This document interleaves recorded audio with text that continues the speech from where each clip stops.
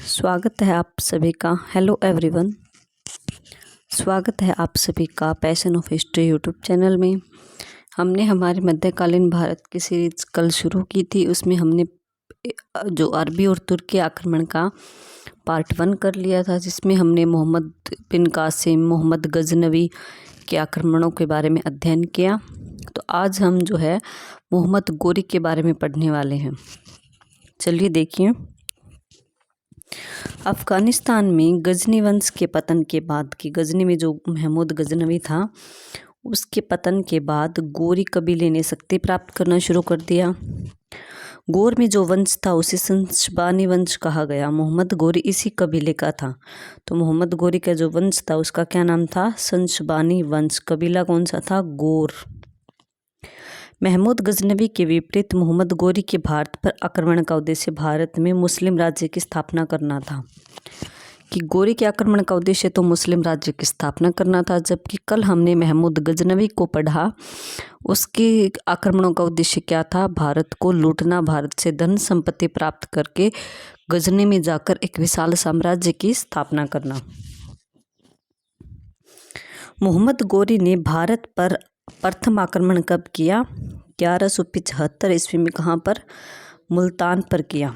1178 ईस्वी में गुजरात के आक्रमण के समय वहाँ का शासक भीम द्वितीय था, उसको मूलराज भी बोला जाता, ने गोरी को बंदी बना लिया, लेकिन बाद में छोड़ दिया। गोरी की भारत में प्रथम पराजय यही थी।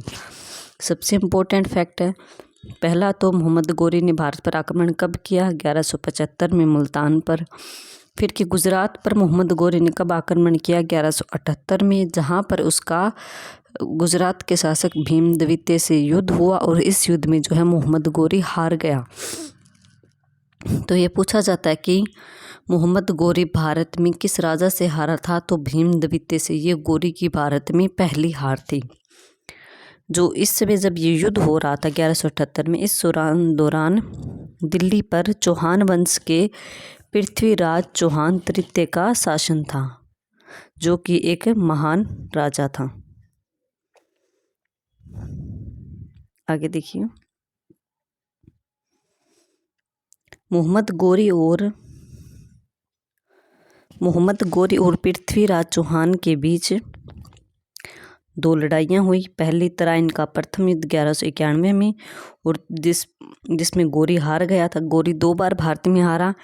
एक बार तो गुजरात के भीम द्वितीय से हारा था 1178 ईस्वी में, और दूसरी बार 1191 ईस्वी में दिल्ली के पृथ्वीराज चौहान से हार गया था तराइन के प्रथम युद्ध में। तराइन कहाँ पर है? हरियाणा में एक जगह है, वहाँ पर इन दोनों का युद्ध हुआ, जिसमें कि मोहम्मद गोरी हार गया 1191 में।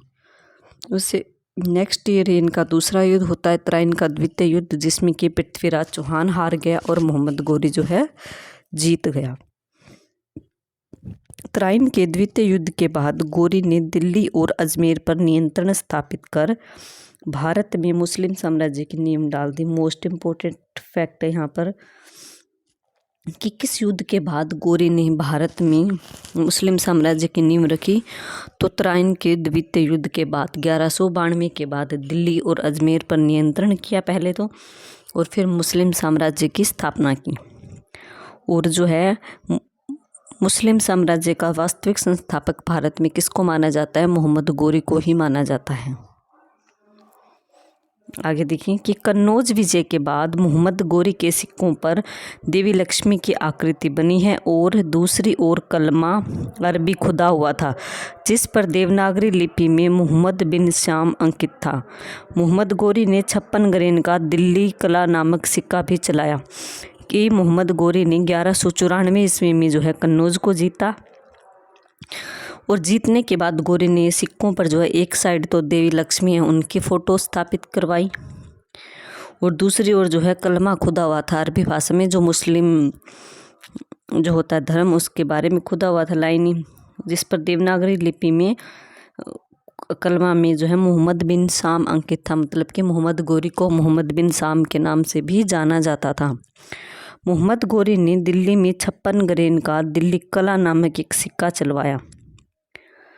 1194 में चंदावर के युद्ध में जो है मोहम्मद गोरी ने कन्नौज के राजा जयचंद को हराया था और कन्नौज की विजय के बाद ही उसने जो सिक्का चलाया था जिसमें एक साइड लक्ष्मी की मूर्ति थी और दूसरी साइड कलमा खुदा हुआ था और साथ में मोहम्मद बिन साम जो है वो नाम भी लिखा हुआ था। तो कन्नौज का युद्ध कब हुआ? 1194 ईस्वी में। इसको किस युद्ध के नाम से जाना जाता है? इसको चंदावर के युद्ध के नाम से जाना जाता है। और किसके साथ हुआ था? कन्नौज के राजा जयचंद के साथ। आगे देखिए, मोहम्मद गोरी के सेनापति बख्तियार खिलजी ने, सेनापति था मोहम्मद गोरी का एक बख्तियार खिलजी ने पूर्वी भारत को विजित किया और नालंदा व विक्रमशिला विश्वविद्यालयों को नष्ट कर दिया। जो ये दोनों विश्वविद्यालय थे ये काफ़ी फेमस थे शिक्षा के लिए और काफ़ी अच्छे भी थे। तो इन दोनों विश्वविद्यालयों को नष्ट करने का श्रेय किसको जाता है? तो मोहम्मद गोरी के एक दास या नौकर जो है उसको बख्तियार खिलजी को जाता है। 1206 में गोरी जो है कुतुबुद्दीन ऐबक को भारत का नेतृत्व सौंपकर कि तुम अब भारत में जो हमारे जीते हुए प्रदेश हैं उनको संभालो, मैं वापस कहाँ पर जा रहा हूँ? गजनी में जा रहा हूँ, मुझे वहाँ पर भी शासन देखना है। जो है नेतृत्व सौंपकर वापस अपने गृह प्रांत की ओर जाते समय दम्यक नामक स्थल पर जो है 15 मार्च 1206 को उसकी हत्या कर दी गई कि उसको रास्ते में किसी ने मार दिया था, मरवाया था। याद रखना, नालंदा और विक्रमशिला विश्वविद्यालय को किसने नष्ट किया था? तो मोहम्मद गोरी के सेनापति बख्तियार खिलजी ने समाप्त किया था। अब ये देखिए एक मैप दिया हुआ है भारत विजय। ये दिल्ली हो गया, ये दिल्ली जहाँ पर गुलाम वंश की स्थापना होती है। ये तराइन है जहाँ पर दोनों का इनका युद्ध होता है पृथ्वीराज चौहान के साथ। सबसे पहले इसने मुल्तान को जीता था 1175 में और दिल्ली में जो है ये सौंप कर इसने अपने कुतुबुद्दीन ऐबक को वापस गजनी चला गया। ये यहाँ पर गजनी यहाँ से आया था। ये पश्चिम भारत से खैबर दर्रे को पार करता हुआ काबुल से। ठीक है, आगे एक सुल्तान की उपाधि की देखिए, ये भी इम्पोर्टेंट है काफ़ी। सुल्तान की उपाधि सुल्तान की उपाधि तुर्की शासकों द्वारा प्रारंभ की गई थी। महमूद गजनवी पहला शासक था जिसने कि सुल्तान की उपाधि धारण की, क्योंकि गजनवी के जो पिता थे सुबुक्तगिन, उन्होंने भी सुल्तान की उपाधि धारण नहीं की और सुबुक्तगिन से पहले जो अल्पतगिन शासक था उसने भी सुल्तान की उपाधि धारण नहीं की। और जो ये है महमूद गजनवी ने सुल्तान की उपाधि धारण करने वाला पहला शासक था और इसने यह उपाधि कहाँ से प्राप्त की थी? तो बगदाद के खलीफा से प्राप्त की। खिजर खां को छोड़कर दिल्ली सल्तनत के सभी तुर्क शासकों ने सुल्तान की उपाधि धारण की। उसने यह उपाधि महमूद गजनवी से प्राप्त की। कि जब हम आगे दिल्ली सल्तनत पढ़ेंगे तो उसमें एक खिजर खां नाम का शासक आएगा, उसको छोड़कर बाकी सभी शासकों ने जो है सुल्तान की उपाधि धारण की, जबकि खिजर खां ने कोई भी उपाधि धारण नहीं की। उसने नॉर्मल जो है उपाधि से ही गद्दी पर बैठा था।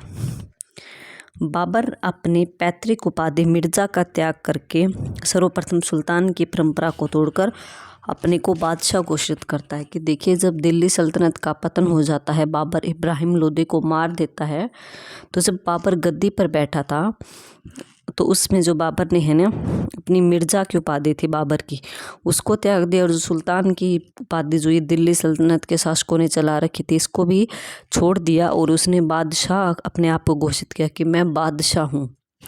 तो इसने बड़ी उपाधि धारण की बादशाह की, जो कि काफ़ी इंपॉर्टेंट है। पूछा जाता है कि बादशाह की उपाधि सबसे पहले किसने धारण की? बाबर ने। सुल्तान की उपाधि सबसे पहले किसने धारण की? तो महमूद गजनवी ने। याद रखिएगा, इम्पोर्टेंट है। अब आगे हम देख लेते हैं कि मोहम्मद गोरी के भारत पर आक्रमणों की लिस्ट दी हुई है इन्होंने। देखिए, सबसे पहला आक्रमण कहाँ था? हमने अभी भी पढ़ा, 1175 में मुल्तान पर था। शासक करमाथी शासक था और इसमें विजय हुई थी मोहम्मद गोरी की। 1176 में इसने उच्च पर किया, वहाँ का करमाथी शासक था, इसमें भी इसकी जीत हुई। 1178 में इसने अनहिलवाड़ पर किया था जो कि गुजरात में है। यहाँ जो है चालुक्य रानी थी नायक देवी, अल्पवयस्क भीमद्वितीय था।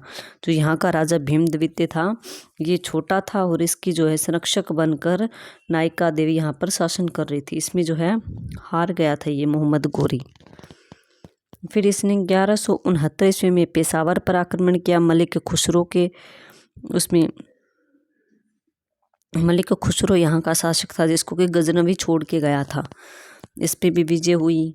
1181 में इसने लाहौर पर आक्रमण किया। यहाँ भी मलिक खुसरो ही शासक था और इसमें भी इसकी विजय हुई। 1182 में इसने देवल व सिंध पर आक्रमण किया और जीत हासिल की। 1185 ईस्वी में इसने सियालकोट पर आक्रमण किया और विजय हासिल की। 1186 ईस्वी में इसने लाहौर पर आक्रमण किया और वहाँ पर भी विजय प्राप्त की। 1189 ईस्वी में इसने भटिंडा पर आक्रमण किया और यहाँ पर भी विजय प्राप्त की। अब आता है सबसे इम्पोर्टेंट तराइन का प्रथम युद्ध 1191, जिसमें कि पृथ्वीराज चौहान वहाँ का राजा था और इसमें जो है मोहम्मद गोरी की हार हुई थी। 1192 तराइन का दूसरा युद्ध जिसमें कि इसकी जीत हुई और ये दिल्ली सल्तनत की स्थापना करने बैठ गया। 1193 में हांसी, कोहराम, सुरसुतह व दिल्ली जीता। 1151 में अभी हमने पढ़ा कि कन्नौज का युद्ध हुआ था, जिसको कन्नौज के राजा से जयपाल से युद्ध हुआ। जयपाल या जयचंद्र जिसे कि चंदावर का युद्ध बोला जाता है और इसमें इसकी विजय हुई थी। इसी विजय के बाद इसने जो है दिल्ली में सिक्का चलाया था, जिसके एक साइड तो इसने देवी लक्ष्मी की आकृति अंकित करवाई, दूसरी ओर कलमा खुदवाया और अपना नाम मोहम्मद बिन शाम अंकित करवाया। 1195-96 में इसने बयाना को जीता। कुमारपाल वहाँ का राजा था और विजय प्राप्त की। 1196 ईस्वी में इसने ग्वालियर को जीता और सुलक्षण पाल वहाँ का शासक था और इसने विजय प्राप्त की। तो ये इसके बयान थे, जिसमें सबसे ज़्यादा इम्पोर्टेंट तो पहला पूछा जाता है कि सबसे पहला कहाँ पर था। फिर दूसरा जो ये भीमद्वितीय वाला है 1178 में गुजरात वाला, फिर तराइन वाले दोनों युद्ध, और ये जो 1194 है चंदावर कन्नौज का युद्ध, ये पूछा जाता है ज़्यादा। देखिए अब जो अल बरूनी, कुछ याद आ रहा है अल बरूनी कौन था? हमने इसके बारे में पिछली वीडियो में किया था। अल बरूनी कौन था? महमूद गजनवी के साथ भारत में आया था, वहाँ गजनी का एक विद्वान था। तो अल बरूनी का पूरा नाम क्या है? अबू रेहान मोहम्मद इबन अहमद। ये पूछ लिया जाता है एग्ज़ाम में कि अबू रेहान मोहम्मद इबन अहमद किसका पूरा नाम था? तो अल बरूनी का था। अल बरूनी, बेरूनी बोल दो या बीरूनी बोल दो, एक ही बात है, लेकिन आपको इसका पूरा नाम ध्यान रखना है, अबू रेहान मोहम्मद इबन अहमद। इसका जन्म मध्य एशिया के उज़्बेकिस्तान के ख्वारिज़म मतलब खीवी में हुआ था। कहाँ पर हुआ था इसका जन्म? मध्य एशिया के उज़्बेकिस्तान में। इसके जन्म की तिथि 973 ईस्वी मानी जाती है। अल बरूनी जो था ईरानी मुल्क का एक फ़ारसी लेखक था, मतलब कि इसको फ़ारसी भाषा आती थी और दिल्ली सल्तनत की भाषा भी जो है इसी समय फ़ारसी ही थी। इनकी अनेक रचनाएं मातृभाषा फ़ारसी में ही लिखी हुई है अल बरूनी की। आगे आता है कि 1117 ईस्वी को महमूद के द्वारा ख्वारिज़म पर आक्रमण और अधिकार करने के बाद अल बरूनी एक युद्धबंदी के रूप में जो है गजनी ले जाया गया था। 1117 में जो है महमूद गजनवी जो है इसको युद्धबंदी के रूप में बनाकर जो है गजनी ले गया। गजनी में ही अल बरूनी का जीवन का अधिकांश भाग व्यतीत हुआ। सुल्तान महमूद गजनवी के शासनकाल में 1030 ईस्वी में इसने अपनी विख्यात पुस्तक किताब उल हिंद बोल दो या फिर तहकीक हिंद, दोनों ही इस पुस्तक के नाम की रचना की, परंतु इस पुस्तक में सुल्तान महमूद के क्रियाकलापों का इसने पूरा विवरण नहीं दिया है, कि महमूद गजनवी के बारे में पूरी डिटेल नहीं दी है। तो महमूद गजन जो ये अल बरूनी था, इसने अपनी पुस्तक की रचना कब की? 1130 ईस्वी में की। इम्पोर्टेंट। और पुस्तक का नाम क्या था? किताब उल हिंद या फिर तहकीक हिंद। काफ़ी इम्पोर्टेंट है। देखिए कि भारतीय इतिहास के लिए किताब उल हिंद एक महत्वपूर्ण स्रोत है, क्योंकि इसमें काफ़ी कुछ चीज़ें लिखी हुई है। यह 80 अध्यायों में है, मतलब 80 इसमें चैप्टर हैं। अनेक उप अध्याय भी हैं। अल बरूनी का विवरण महमूद गजनवी के भारत आक्रमण से पहले का भी है और 11वीं सदी के भारतीय सामाजिक जीवन पर कि 11वीं शताब्दी में भारत का समाज कैसा था जब महमूद गजनवी भारत पर आक्रमण करने के लिए आया था। तो उसमें भारत की सामाजिक स्थिति कैसी थी, यहाँ कौन कौन से रीति रिवाज थे, किस धर्म का लोग पालन करते थे, कैसे जीवन जीते थे, क्या खाना खाते थे, कि कौन सी फसलों को उगाते थे, सब चीज़ों के बारे में इस पुस्तक में दिया हुआ है। अल बरूनी भारतीय समाज की मुख्य विशेषता जो थी वर्ण व्यवस्था का विस्तार से उल्लेख करता है। उसके अनुसार भारतीय समाज 4 वर्णों में विभक्त था, जिसमें कि ब्राह्मण सबसे ज़्यादा ऊपर थे। तो 4 वर्ण आपको पता है कौन कौन से। नंबर 1 पे कौन सा था? ब्राह्मण वर्ग, जो कि सबसे ज़्यादा समाज में प्रचलित था, सबसे ऊंचा स्थान। फिर दूसरा था ब्राह्मण, दूसरा था क्षत्रिय, तीसरा आपका है वैश्य, और चौथा कौन सा है? सबसे निचला, जिसको कि शूद्र बोला जाता है। शूद्र कि ब्राह्मण तो सबसे ऊपर है, क्षत्रिय जो है वो योद्धा हैं जो कि युद्ध करते हैं, जिनके भुजाओं में बल है। वैश्य जो है व्यापार करते हैं, व्यापारी हैं। और शूद्र जो है वो इन तीनों की सेवा करते हैं, इन तीनों के नीचे जो दास रहते हैं, इनका कहना मानते गुलाम है, वो है। आगे देखिए, अल बरूनी भारतीय समाज की मुख्य विशेषता वर्ण व्यवस्था का विस्तार से उल्लेख करता है। उसके अनुसार भारतीय समाज 4 वर्णों में, जो मैंने अभी बताया, ब्राह्मण, क्षत्रिय, वैश्य, शूद्र। अल बरूनी के अनुसार पराशर के पुत्र व्यास ने हिंदी के वर्णमाला की खोज की। इसमें 50 अक्षर थे। अल बरूनी बताता है अपनी पुस्तक में कि पराशर के पुत्र व्यास जो था, व्यास ने हिंदी के वर्णमाला की खोज की, जिसमें कि उसने उसमें 50 अक्षर बताए थे। जैसे कि आज हमारी हिंदी वर्णमाला में कितने अक्षर वैसे क ख ग, तो उसने उस समय 50 बताए थे, जिसमें कि अब काट छांट कर कम कर दिए गए हैं। तो ये हमने अरबी और तुर्की आक्रमण को पढ़ लिया। अब जो हम नेक्स्ट हमारा होगा दिल्ली सल्तनत। दिल्ली सल्तनत में कितनी हैं, थोड़ा सा ओवरव्यू देख लेते हैं, बाकी हम इसको कल डिटेल से करेंगे नेक्स्ट वीडियो में। दिल्ली सल्तनत में है जो कितने वंशों ने शासन किया? 5 वंशों ने। सबसे इम्पोर्टेंट तो पहली चीज़ तो ये याद रखने वाली कि 5 वंश कौन से थे? गुलाम, इम्पोर्टेंट, खिलजी, तुगलक, सैयद, लोदी। जी गुलाम, खिलजी जी के, तुगलक TSL। तो इसको आप ऐसे याद करो, जीके के नाम से, फिर TSL। जीके से गुलाम हो गया, के से खिलजी हो गया, टी से तुगलक हो गया, एस से सैयद हो गया, और एल से लोधी हो गया। जीके TSL ऐसे ट्रिक से बना के याद करोगे तो इनका क्रम याद रह जाएगा। कई बार एग्जाम में इनका क्रम पूछ लिया जाता है कि दिल्ली सल्तनत के जो वंश थे, इनके द्वारा इनका क्रम सही से बताओ, कौन कौन से वंश ने शासन किया। तो पहले हमारा गुलाम वंश आएगा, फिर खिलजी वंश आएगा, फिर तुगलक वंश आएगा, फिर सैयद वंश आएगा, फिर लोधी वंश आएगा। GK TSL। इसमें से जो है इनके वंशों के नाम बता रखे हैं कि इलबारी वंश, प्रथम अफगान साम्राज्य, कुतुबी राजवंश, कई वंशों के नाम हैं। तो इसमें सबसे अधिकतम तो देखिए कि अधिकतम वर्ष तक शासन किस वंश ने किया था? तो तुगलक वंश ने किया था, 94 वर्ष। सबसे कम समय तक किसने किया था? लोधी ने, 37 वर्ष तक इसने शासन किया था। लोधी जो थे प्रथम अफगान राज्य था, प्रथम अफगान जो थे उन्होंने दिल्ली सल्तनत पर शासन किया। इनकी राजधानी बता रखी है। अब देखिए सबसे ज़्यादा समय तक शासन जो है 5 वंशों में किस राजा ने किया था? तो ये बहलोल लोधी था। इसने 38 वर्ष शासन किया। किसने? 38 वर्ष इसने शासन किया था। और सबसे वृद्ध सुल्तान अगर पूछ ले आपसे कौन था दिल्ली सल्तनत में, तो जलालुद्दीन फिरोज खिलजी था, जिसने कि खिलजी वंश की स्थापना की। ये 70 वर्ष का था जब गद्दी पर बैठा था। इसकी उम्र कितनी थी जब गद्दी पर बैठा? तो 70 वर्ष थी। और ये पूछ ले कि सबसे बड़ा साम्राज्य किसका था और सबसे ज़्यादा विद्रोह किसके समय में हुए थे?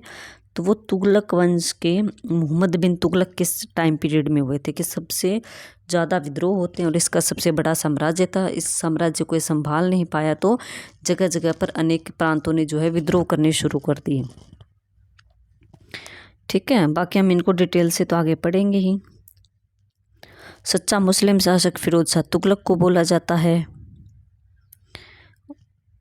और दिल्ली सल्तनत का अंतिम सुल्तान इब्राहिम लोदी था, जिसको कि बाबर हराएगा पानीपत के युद्ध में। एकमात्र महिला शासिका कौन थी दिल्ली सल्तनत में? तो ये रजिया सुल्तान थी। ठीक है, और ये स्वतंत्र शासक दे रखे हैं। हिंदू माता से उत्पन्न शासक भी बता रखा है। देखो बच्चे कि दिल्ली सल्तनत में हिंदू माता से जन्म लेने वाले शासक कौन थे? तो ये हम देखते हैं। पहला ए दे रखा है इन्होंने, नासिरुद्दीन खुसरो था। फिर बी दे रखा है गियासुद्दीन तुगलक था। फिर सी दे रखा है कौन सा? फिरोज शाह तुगलक था। दो तो तुगलक काल में ही हो गए ना। पहला तो है खिलजी वंश में नासिरुद्दीन खुसरो, फिर दो तुगलक काल में हो गए गियासुद्दीन तुगलक और फिरोज शाह तुगलक। फिर एक है सिकंदर लोधी, लोधी वंश में, बिल्कुल लास्ट वाले वंश में, 5वें वंश में सिकंदर लोधी। ये चार जो थे वो हिंदू माता से जन्म लेने वाले शासक थे। अब देखिए ये पढ़ लेते हैं थोड़ा सा कि दिल्ली सल्तनत का वास्तविक संस्थापक इल्तुतमिश दिल्ली सल्तनत का वास्तविक संस्थापक था। कि वैसे तो स्थापना करता है कुतुबुद्दीन ऐबक, लेकिन वो अभी भी गुलाम ही था और इसमें इतनी योग्यता भी नहीं थी। मतलब कि जब गद्दी पर बैठा तो काफ़ी एज हो चुकी थी इसकी। लेकिन मेन ये है कि ये गुलाम था और इसने स्वतंत्र रूप से शासक नहीं किया और इसने अच्छे ढंग से, क्योंकि इसको ना तो टाइम मिला, थोड़ी से टाइम बाद तो इसकी डेथ ही होगी जब इसको गजनवी महमूद गोरी यहाँ का शासक सौंप कर गया था शासन दिल्ली का। उसके थोड़े से टाइम बाद इसकी डेथ हो गई थी, इसलिए इसको अपना शासन जमाने में और प्रशासन को बढ़ाने में टाइम नहीं मिला था। इल्तुतमिश को याद रखना काफ़ी इंपॉर्टेंट है। इल्तुतमिश का शासनकाल कितना है? 1210 से 1236। इल्तुतमिश ने दिल्ली सल्तनत के स्थायित्व के लिए अनेक कार्य किए, जैसे तुर्कान चहलगानी का गठन करता है, ये विरोधियों का दमन करता है, नवीन प्रकार के सिक्कों को इसने शुरू किया। ईश्वरी प्रसाद के अनुसार जिन परिस्थितियों में इल्तुतमिश ने दिल्ली सल्तनत को स्थायित्व प्रदान किया तथा उसे एक सशक्त साम्राज्य के रूप में स्थापित किया, उसी के आधार पर उसे दिल्ली सल्तनत का वास्तविक संस्थापक कहा जाता है, क्योंकि इसी ने स्थायित्व लाया था और अच्छे से प्रशासन को चलाया था। इल्तुतमिश जो है सुल्तान आजम की उपाधि धारण करता है। वह दिल्ली को राजधानी बनाने वाला भी प्रथम शासक था। इससे पहले जो कुतुबुद्दीन ऐबक था उसने शासन किया था, उसने लाहौर को अपनी राजधानी बनाया था, दिल्ली को नहीं बनाया था। लेकिन जब इल्तुतमिश 1210 में गद्दी पर बैठता है तो इसने लाहौर को हटाकर दिल्ली को अपनी राजधानी बनाया था।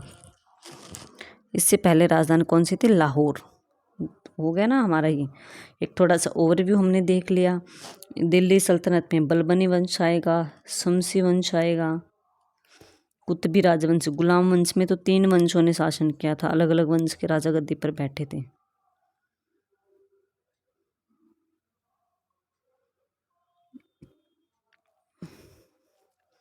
थोड़ा सा ये और देख लेते हैं हम कि दिल्ली का इतिहास। दिल्ली का सर्वप्रथम उल्लेख कहाँ मिलता है? महाभारत काल में मिलता है, क्योंकि पांडवों ने जिस इंद्रप्रस्थ नगर की स्थापना की थी उसकी पहचान दिल्ली के रूप में ही की जाती है। इसके पश्चात दिल्ली पर मौर्यों, गुप्त, पाल वंश के शासकों ने शासन किया था। कि महाभारत काल में पांडवों ने इंद्रप्रस्थ नगर का जिक्र किया है ना, तो वो दिल्ली ही था। दिल्ली नगर की स्थापना 11वीं सदी में तोमर वंश के राजपूत शासक द्वारा की गई। बाद में पृथ्वीराज चौहान ने दिल्ली पर शासन किया। जब मोहम्मद गोरी ने भारत पर आक्रमण किया उसमें पृथ्वीराज चौहान जो है वो दिल्ली पर शासन कर रहा था। 1192 में तराइन की दूसरी लड़ाई में महमूद गोरी से पृथ्वीराज चौहान के हार जाने पर दिल्ली मुस्लिम शासकों के नियंत्रण में आके, क्योंकि महमूद गोरी मुस्लिम था और 600 वर्षों तक मुस्लिमों के अधीन ही रही दिल्ली। आगे हैं 1857 के प्रथम स्वतंत्रता संग्राम के समय अंग्रेजों ने दिल्ली के मुगल बादशाह बहादुर शाह जफर को सत्ता से हटाकर अपने साम्राज्य में मिला लिया। कि दिल्ली में कर लिया था खत्म।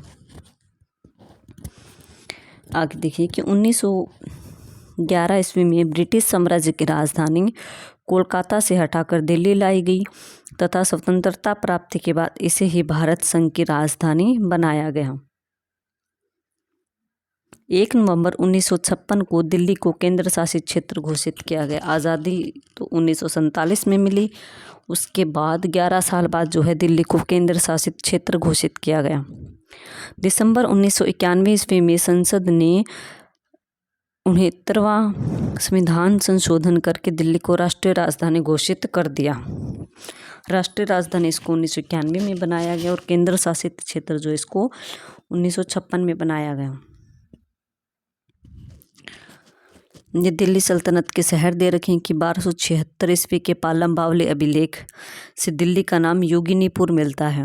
मदन पाल नामक शासक जो है 1166 ईस्वी में योगिनीपुर पर शासन किया था। योगिनीपुर का नाम मूलतः योगिनी अर्ध स्त्री दैविक शक्तियों के मंदिर से जुड़ा है।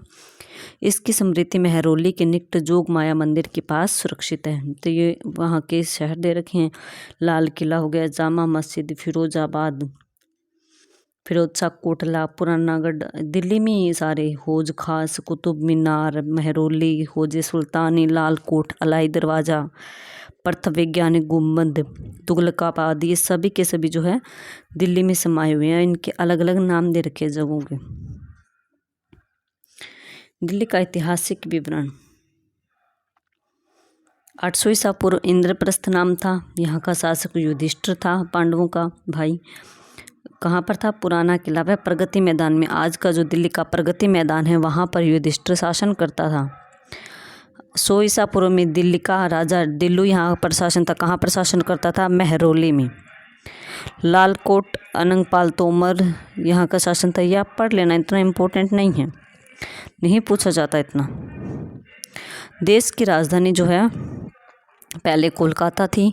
अंग्रेज़ों के टाइम पीरियड पे उन्होंने कोलकाता को अपनी राजधानी बनाया था। 12 दिसंबर 1911 में दिल्ली में राजधानी बनाने की घोषणा जॉर्ज पंचम के द्वारा की गई। 1911 में जब बंगाल विभाजन को रद्द किया गया था, जॉर्ज पंचम भारत आया था, तो उसी समय जो है दिल्ली को राजधानी बनाने की अनाउंसमेंट इन्होंने की थी। उसके बाद एडवर्ड लुटियन और हर्बर्ट बेकर की देखरेख में नई राजधानी की रूपरेखा बनाई गई। उन्होंने इंडिया गेट, राष्ट्रपति भवन को आकार दिया, उनको मतलब मॉडिफाई किया। गौरतलब है कि दिल्ली का इतिहास 3000 वर्ष से भी ज़्यादा पुराना है। नई दिल्ली शब्द का प्रथम प्रयोग प्रथम बार कब किया गया? 1916 में। इस शहर का उद्घाटन 13 फरवरी 1931 को गवर्नर जनरल लॉर्ड इरविन ने किया था। दिल्ली शहर का उद्घाटन 1931 ईस्वी में गवर्नर जनरल लॉर्ड इरविन ने किया। नई दिल्ली नाम से निकला न्यू दिल्ली। तोमर राजा अनंगपाल ने 11वीं सदी में अपने साम्राज्य को स्थापित करने के लिए किसी किंवदंती के उल्लेख में एक लोहे की कील भूमि में लगवाई थी। दे रखा, इतना इम्पोर्टेंट नहीं पूछा जाता एग्जाम में, बस समझने के लिए दे रखा है। ईसा पूर्व 1000 पहले मौर्य वंश के राजा दिल्लू ने शहर का पुनर्निर्माण किया और उसी के नाम पर दिल्ली को इसका वर्तमान नाम प्राप्त हुआ। कि दिल्लू नाम था जिसने इसको, मौर्य वंश का राजा था जिसने इसका पुनर्निर्माण करवाया, इसको मॉडिफाई करवाया, तो इसी के नाम पर जो इसका नाम दिल्ली पड़ गया। दिल्ली शब्द लालकोट क्षेत्र में बसे शहर का नाम पड़ गया जो बाद में दिल्ली में परिवर्तित हो गया। देखिए मुस्लिम दिल्ली है, इतना इम्पोर्टेंट नहीं है। हाँ ये इम्पोर्टेंट है, दिल्ली पर हुए आक्रमण, ये देख लेते हैं कि चंगेज खान ने दिल्ली पर आक्रमण किया कब? 1221 में। उस समय दिल्ली पर शासन किसका था? इल्तुतमिश का। हसन कालरगू व कबीर खान ने 1254 में आक्रमण किया। अलाउद्दीन मसूद शाह उस समय शासक था। बलबन के समय तैमूर खान का आक्रमण हुआ 1285 ईस्वी में। जलालुद्दीन खिलजी के समय अब्दुल्ला खान का आक्रमण हुआ 1292 ईस्वी में। अलाउद्दीन खिलजी के समय 5-6 आक्रमण होते हैं, अब्दुल्ला खान का, कादिर खान, कुतलुक ख्वाजा, तारगी खां, अलबेग व तरकाक खां। सबसे ज़्यादा मंगोल आक्रमण अलाउद्दीन खिलजी के समय ही हुए थे दिल्ली पर। इब्राहिम लोदी के समय किसका होता है? बाबर का। और बाबर जो है इस दिल्ली सल्तनत को ख़त्म कर देता है, यहाँ के शासकों को, और जो है मुगल वंश की स्थापना दिल्ली पर कर देता है। तो ये आप दिल्ली का एक थोड़ा सा ओवरव्यू देख सकते हैं, पिक्चर लगाई हुई है। अब हम जो है अपना कल शुरू करेंगे दिल्ली सल्तनत के 5 वंशों में। सबसे पहला जो हमारा गुलाम वंश, जिसका टाइम पीरियड कितना है 1206 से 1290 ईस्वी तक इसका टाइम पीरियड है। कितना है 1206 से 1290। आई होप आपको समझ आया होगा। तो कल से हम हमारे दिल्ली सल्तनत के गुलाम वंश को स्टार्ट करेंगे। आप याद कर लेना, पीछे जितना भी मैंने करवाया है इम्पोर्टेंट है। जब तक आपका पीछे का बेस क्लियर नहीं होगा ना, दिल्ली सल्तनत के ये राजा आपको याद नहीं होंगे। महमूद गजनवी, महमूद गोरी, इन सभी को आपको याद करना पड़ेगा किन किन के साथ कैसे युद्ध और कैसे दिल्ली सल्तनत पर जो है ये इन वंशों ने शासन करना शुरू किया। क्योंकि अगर महमूद गोरी नहीं आता भारत तो शायद दिल्ली की स्थापना भी नहीं होती और दिल्ली में मुस्लिम राज्य की स्थापना भी नहीं होती। ठीक है, okay, thank you so much. जय हिंद, जय भारत।